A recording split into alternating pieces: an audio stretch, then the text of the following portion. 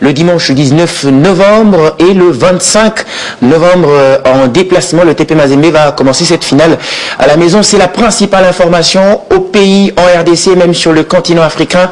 Madame, Messieurs, si vous nous rejoignez à l'instant, bonsoir, bonjour, merci de choisir Digital Congo Télévision, l'écran numérique pour vous informer sportivement. On ouvre ce journal du sport avec l'actualité sur le continent. C'est d'abord le tirage au sort du championnat d'Afrique des Nations Maroc 2018, la 5e édition. Eh bien, les 16 nations qui se disputent le titre arraché par la République démocratique du Congo en 2016 ont été scindées en groupe de 4 le vendredi lors du tirage au sort à Rabat au Maroc.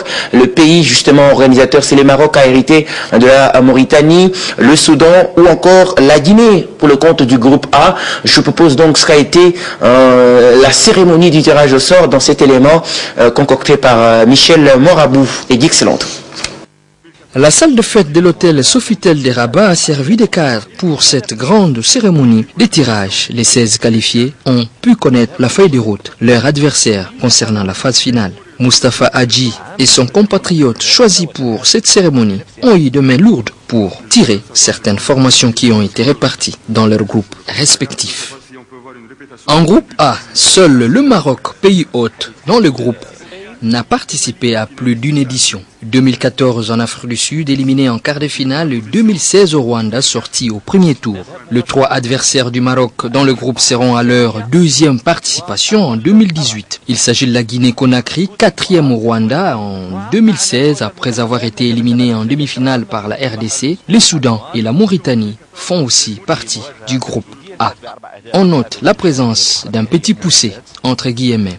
La Guinée équatoriale, l'Enzalang nationale version locale, seront à leur toute première participation dans un championnat d'Afrique des Nations de football. Dans le groupe, on retrouve aussi la Libye, vainqueur en 2014 face au Ghana en Afrique du Sud. Le Nigeria, 3e en 2014 et éliminé au premier tour en 2016, et dans le groupe également. Et enfin le Rwanda, qui reste sur 2 participations. Et la mémorable 2016 à la maison, éliminé en quart de finale par la RDC, battu 2-1 avec la présence de la Côte d'Ivoire qui n'a manqué que la 3e édition en Afrique du Sud en 2014, 2 fois sorti au premier tour en 2009 à la maison lors de la première édition et l'édition suivante en 2011 au Soudan. L'édition 2016 avait souri un peu aux éléphants locaux avec une 3e place après avoir été sorti en demi-finale par le Mali. Autre protagoniste dans le groupe, la Zambie, qui a déjà signé 2 participations. 3e en 2009 avec Given Singuluma, meilleur buteur de l'épreuve, et en 2016 éliminé en quart de finale. Il faut aussi noter l'Ouganda, qui est dans le groupe, toujours éliminé au premier tour, 2011, 2014 et 2016, lors de ces 3 participations. Et enfin le petit poussé du groupe, la Namibie, qui vient pour la première fois au CHAN. Les derniers groupes, les groupes D, avec la présence du Congo-Brazzaville.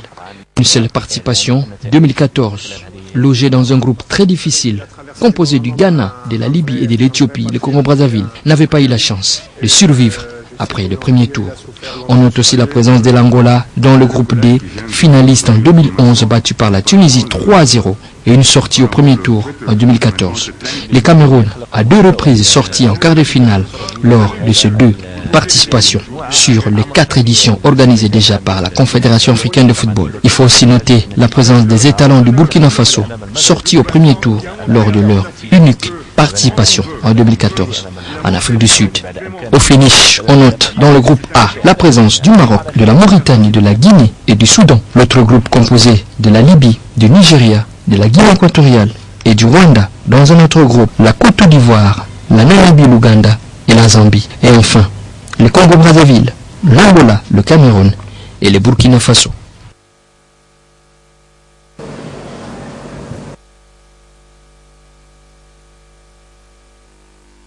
Et voilà pour ce qui est de cette compétition réservée aux joueurs évoluant au pays.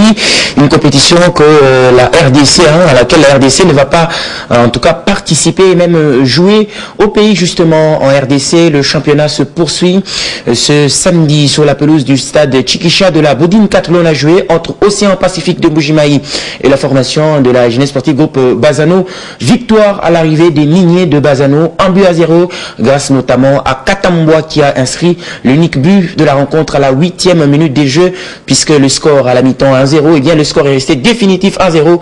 Victoire donc pour la formation de Bazano qui se relance dans le championnat de la Ligue nationale de football. Bazano qui a commencé par un nul contre le cercle sportif Don Bosco. Et donc retenez également autre match qui s'est joué ce samedi ici à Kinshasa, la capitale, entre la formation de l'AS Dragon et Nord Sport du Congo central. Les deux formations se sont neutralisées un partout. Il n'y a pas eu de vainqueur entre ces deux équipes. Une autre affiche en deuxième heure a vu le repêché de la Fédération congolaise de football, l'association, le club de la capitale, s'imposer sur le tout-puissant Mulungue de l'Équateur. Le revenant à l'élite, 2-0. La formation justement de Mulungue qui enchaîne 2 défaites de suite. Retenez également qu'à l'est, entre la formation de l'OCE Bukavu-Dawa et la formation de Mungano, le derby des Olympiens, l'affiche n'a pas vécu ce samedi pour raison d'intempéries. Dame la pluie a donc gêné, en tout cas, à ce que les deux formations puissent se produire au stade de la Concorde de Katutu. Et à ce sujet, la commission de gestion de la Ligue nationale de football a reporté l'affiche de ces deux formations pour ce dimanche 19 novembre sous le coup de 12h. Une affiche justement qui va se jouer bien avant la finale de la Coupe de la Confédération entre le tout-puissant Mazembe Anglebert et la formation du Supersport United d'Afrique du Sud. Pendant qu'ici à Kinshasa, retenez également que la commission de gestion de la Ligue nationale de football a décidé sur le derby de la capitale entre le Daring Club Motema Pembe et la AS Vita Club, match prévu le 20 novembre, ça sera un lundi. Le match était prévu à 15h30, eh bien ça c'était l'heure précise. La commission de gestion a changé, le match va se jouer à 17h pour des raisons d'ordre organisationnel. L'affiche va donc se jouer à 17h au stade des Martyrs de la Pentecôte. Voilà pour les dernières nouvelles en ce qui concerne la Ligue nationale de football. À suivre également dans la zone de développement centre-sud, l'affiche qui devra opposer l'US Chinkunku au cercle sportif de Moscou. Ça sera le 21 novembre, un mardi. Et pour ce faire, le cercle sportif de Moscou, pas tant à perdre, séjourne déjà à Mbuji-Mayi depuis le vendredi. Je propose donc le départ et l'arrivée du cercle sportif de Moscou, une délégation de 25 personnes. C'est aux environs de 16h que les Salésiens de Don Bosco ont quitté la ville de Lubumbashi ce 17 novembre 2017. Direction la ville de Kananga où ils sont attendus par l'US Chinkunku de Jean-Claude Boukania. Pour ces matchs placés sous les signes de la relance dans les championnats après 2 matchs nuls, Isaac Kassongo-Ngandou a pris 18 joueurs. Le groupe qui a joué face à Dibumba a été reconduit en majorité. Théo Mabila, Atsi Florent et Idunda font leur entrée dans le groupe de 18 en lieu et place de Onodika Katako, Boula et Timbambabo. L'objectif de ces groupes sereins et motivés est d'arracher 3 points à Kananga, ville que Don Bosco a atteint à 18h passées.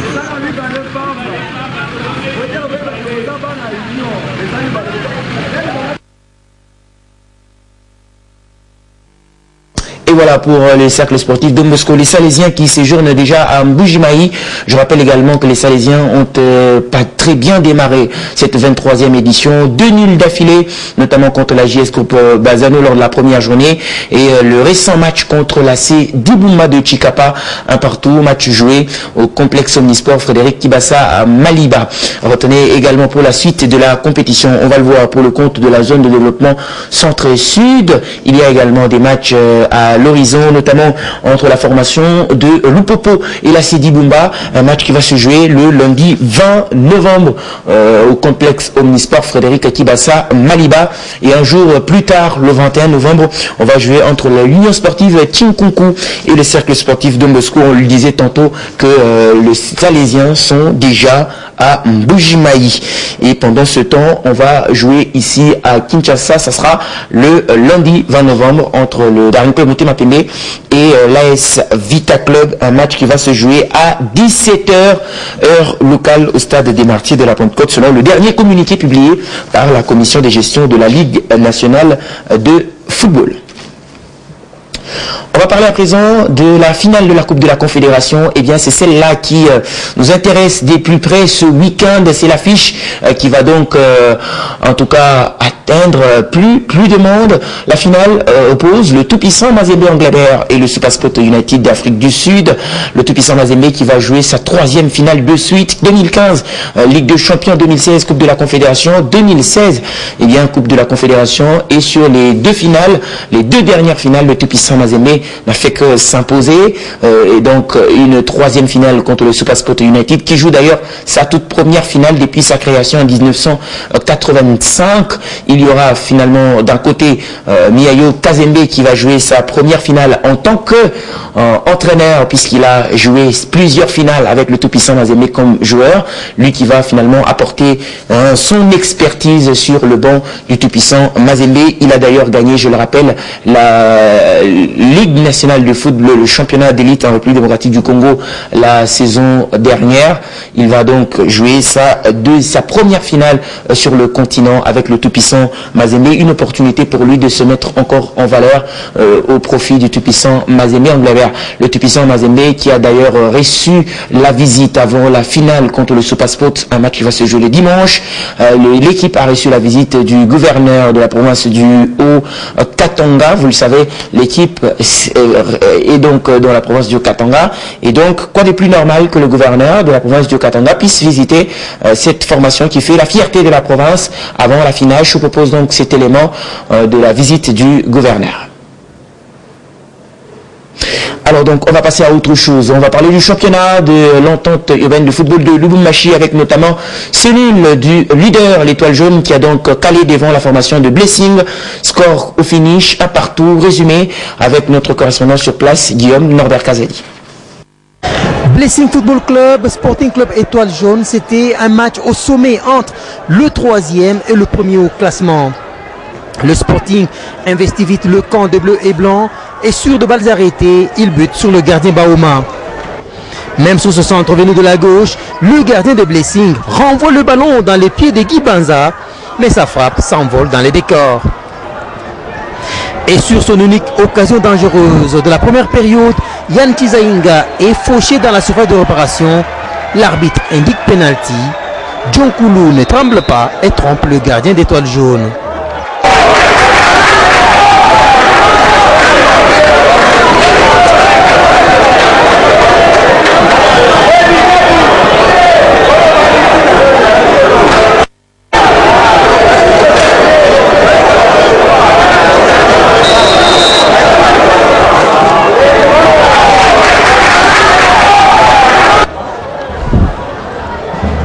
La seconde période sera à l'avantage d'Étoile Jaune, mais ses attaquants manquent d'inspiration. Même lorsqu'ils sont seuls face à un gardien abandonné par sa défense, ils n'y arrivent pas.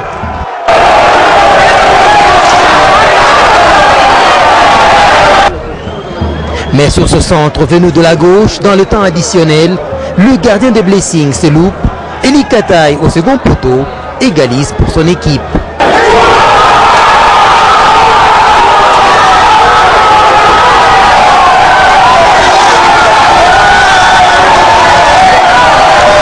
Étoile Jaune protège son brevet d'invincibilité et totalise désormais 26 points devant Imaka Fubu 20 et Blessing 16 points.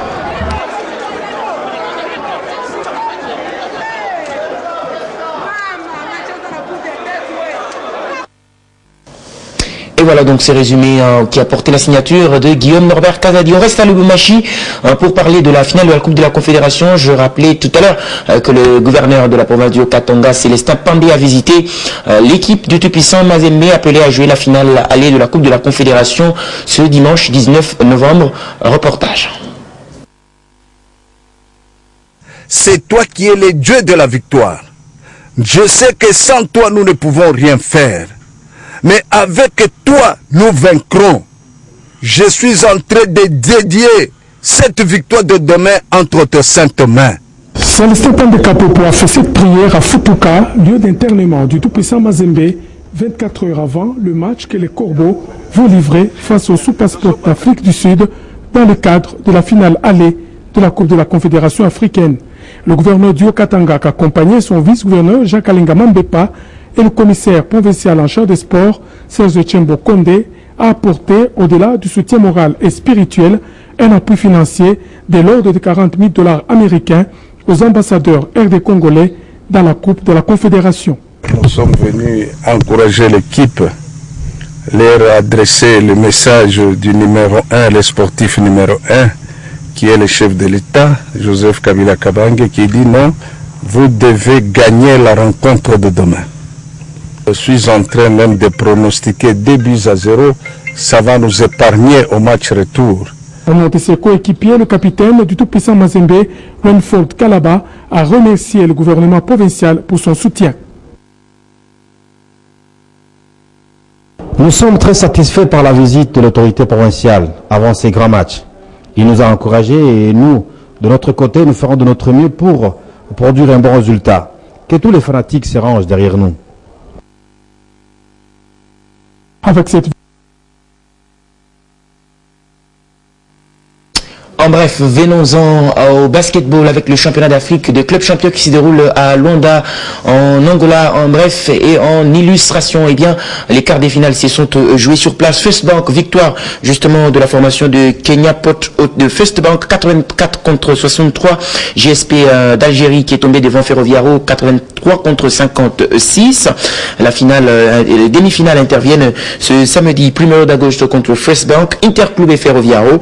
Le BCD SMP, comme vous le voyez en image, dernier représentant de la République démocratique du Congo à l'étape des quarts des finales, est tombé devant Interclubé 68 contre 63. Vous le voyez, les résultats sur ce tableau. La formation de BCD-SMP de Lubumbashi qui n'a pas en tout cas existé devant Interclubé en quart des finales de cette compétition de la spécialité. D'ailleurs, les demi-finales interviennent ce samedi et même les matchs de classement puisque le BCD-SMP de Lubumbashi est appelé à jouer le match de classement de la 5e position contre GSP de l'Algérie qui est donc l'adversaire du dernier représentant de la RDC à cette compétition. Basketball toujours avec les messieurs cette fois. Les 16 équipes nationales qui ont participé à la FO Basket sont réparties en 4 groupes pour disputer les éliminatoires au mondial de la spécialité. Les Léopards de la RDC se rendront déjà à Luanda ce mardi pour la première étape de ces éliminatoires. Reportage Alain Salou.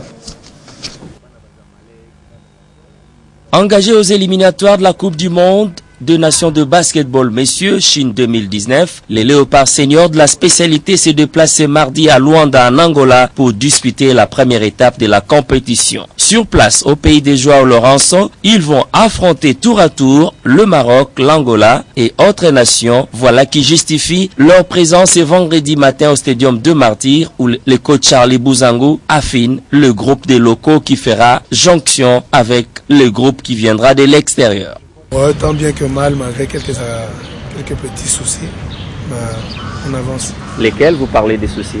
Moi, je parle surtout sur le plan du terrain, où on reçoit quand même pas mal de réprimandes de la part de l'AG du stade. Soi-disant, ils ont sous-loué le terrain à la lutte. Ça nous perturbe parce que chaque fois qu'on est en train de s'entraîner, en train de se préparer, il y a des accrochages. Et ça, c'est pas bon pour le moral de l'équipe nationale. Bon, ben, je crois que ça, c'est l'équipe nationale et la façon dont ça a été établi aujourd'hui par la FIBA Monde. C'est carrément comme le foot aujourd'hui. Ça veut dire que là, on vous donne un temps de 10 jours pour préparer l'équipe nationale. En tenant compte qu'il y a quelques gars aussi de l'étranger qui doivent venir. Eux, ils n'auront que 3 jours d'adaptation. Mais pour le moment, je crois qu'on est en train de valser sur ce qui s'est passé en Tunisie, essayer de construire de là. Et je crois que ça doit aller.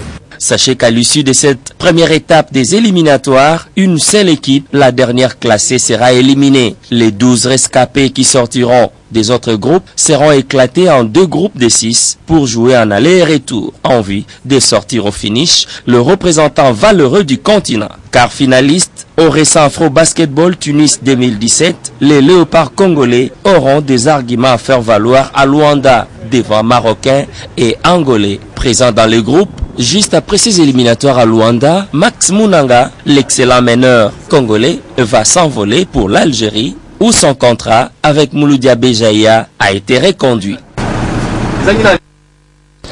Allez, avec force et détail, on revient ce dimanche sur l'actualité du Comité national paralympique qui prépare la journée internationale des personnes vivant avec handicap. On revient d'ailleurs avec force et détail, avec même image à l'appui ce dimanche. Merci à vous qui nous avez suivis depuis le stade tout-puissant Mazembe de Lubumbashi. L'actualité, c'est la finale de la Coupe de la Confédération entre le tout-puissant Mazembe et le SuperSport United. Restez donc branchés sur Digital Congo Télévision.